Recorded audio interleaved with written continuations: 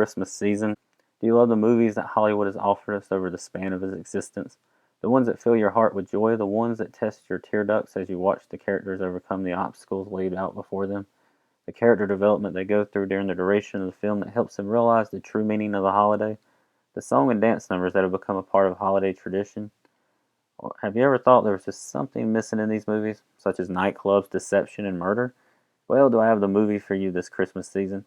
A movie called Christmas Holiday from 1944 that is as misleading of a movie you will ever hear of. The one element you will guess correctly on is the fact that it does take place at Christmas. This holiday noir stars Deanna Durbin and Gene Kelly, and no, this is not a musical. Both are playing against type, playing into the theme of deception. This, of course, at the time would be a complete deception, as Gene Kelly was yet to become the song and dance man we would know him to be later on, as the studio was still looking for his niche. The most musical act he has is playing some piano, and they do tease him dancing from time to time. Deanna Durbin, on the other hand, was a big name by this point. The girl dubbed Winnipeg's Sweetheart was a bigger draw in the box office than Shirley Temple. She single-handedly saved Universal Studios from bankruptcy in the late 30s. At 21, she was the highest-paid female star in the entire world. She was a co-winner of the Juvenile Award at the 1939 Academy Awards with Mickey Rooney. They even had dolls of Deanna Durbin available for children to purchase. In 1942, there was a 7-day Deanna Durbin festival held in Britain. She would go on to retire suddenly at the age of 27 and went into seclusion, like so many of the greats before her and after her would. So to say starring in a film noir Christmas film was something unexpected at the time was an understatement. Durbin does, however, sing a few songs, so fans of her voice will not be disappointed. The film itself starts out swerving you into thinking maybe you put the wrong movie in. We open with Lieutenant Mason, played by Dean Harris, who has just received commission in time for Christmas to go out to San Francisco to marry his sweetheart. Before leaving, he receives word that she has married someone else. He does not let this deteriorate him from going, as he decides that he wants to get some answers from her.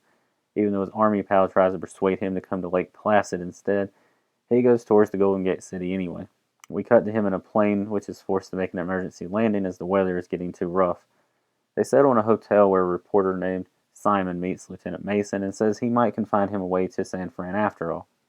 All this is at Christmas Eve, by the way. They go to a nightclub where finally we get our first appearance by Durbin.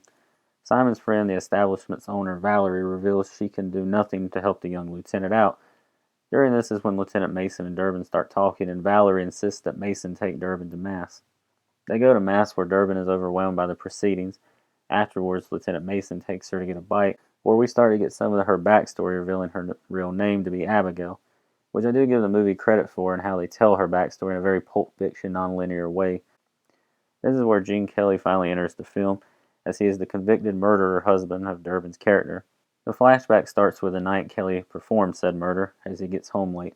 They both live with Kelly's mother, who's possessive to say the least. She immediately knows that her son had murdered someone that morning and goes into cover-up mode, burning the blood-stained trousers that he wore. After that part of the story, Lieutenant Mason convinces Durbin to stay with him at the hotel so she doesn't have to wait for the buses to run. She insists on him taking the bed, as she is fine with the couch and doesn't want to put him out. That morning, Christmas morning to be exact, we get the rest of the backstory, such as how her and Kelly met, the early parts of the romance, his mother hoping that she could help reform him, the police, and ultimately the trial, and how his mother blamed Durbin for the verdict. The rest of the movie and its climax follows this.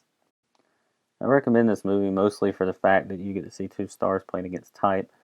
The story itself is impressive in how they worked around the code at the time to change elements from the source material of the novel by the same name. The writer of this film, Herman J. Mankiewicz, was fired mid-project for drinking on the lot, but was hired back a week later when he went to producer Felix Jackson's office and said that a drunk Herman Mankiewicz is better than a sober Dwight Taylor. Mankiewicz credited this as one of his 1940 success writing-wise. The two main obstacles he was faced with whenever he came on to write was that he had to change the setting from Paris to New Orleans, and Durbin's character had to be changed from a prostitute to a nightclub singer/hostess. Another element that was sketchy at the time was the character of Simon the reporter, who was a bit of an excessive drinker. Those in the Hayes office was worried it was a little too much, but eventually they approved of it, and it was left in the script. Christmas Holiday was successful in the domestic box office, making over $2 million, and became Deanna Durbin's highest-grossing film at that point. She also believed this to be her only really good film later on, despite the critics disagreeing with her. I, however, believe she puts in a believable performance as someone still clinging on to what she had, trying to prove that she did and still would do anything for her convicted husband. Gene Kelly also does well in this role. It's not a top 5 performance from him or anything, but still effective and nice to see him show off some of the range that made him last so long in Hollywood. Dean Harris, who plays Lieutenant Mason, does alright, and it's hard to criticize too much his performance, as this was his first acting credit to date. If you've watched television shows from that era, you've probably seen him before. He's got a lot of work in that avenue, lasting till the late 70s. The reporter Simon was played by Richard Wharf, most notably for his acting role in Yankee Doodle Dandy. Went on to have a pretty good career as a director, notably 18 episodes of Gunsmoke, 37 episodes of My Three Sons, and an impressive 67 episodes of Beverly Hillbillies. Gladys George, who plays Valerie, had a career beginning as far back as 1919, including roles in films such as The Best Years of Our Lives and The Maltese Falcon. Gives a pretty good performance here in the limited on-screen time her character is allotted.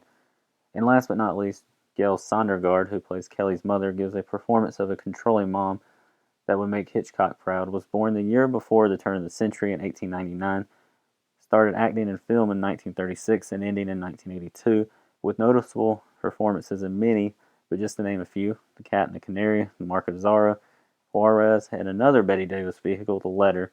In her first film, Anthony Adverse, she won the Academy Award for Best Actress in a Supporting Role. This was the first time that award was given out. Sondergaard also was the original choice to play the Wicked Witch in Wizard of Oz, but turned it down when they decided to make the witch ugly in fear of it affecting her career. In conclusion, this film can be best described as a film of misapprehensions. The movie is titled Christmas Holiday, with the only connection being that it happens the day of Christmas. Deanna Durbin and Gene Kelly star in it, which neither of them play their typical film roles, with Durbin being the only one that does any singing. The movie starts with a character we focus on for the first 10 minutes that ends up mostly being a catalyst for us learning the main character's story. Lastly, if you enjoy this film, I recommend another Deanna Durbin film, Lady on a Train, which has a Christmas setting as well as a noir one too. So a few similarities, but I feel that one is even better than this installment, which means I will probably make a video about that in the future. Hopefully you too enjoy Christmas Holiday upon your viewing. Thank you so much for watching it. Until next time, I'm the Golden Age Reviewer. Keep throwing it back, way, way back.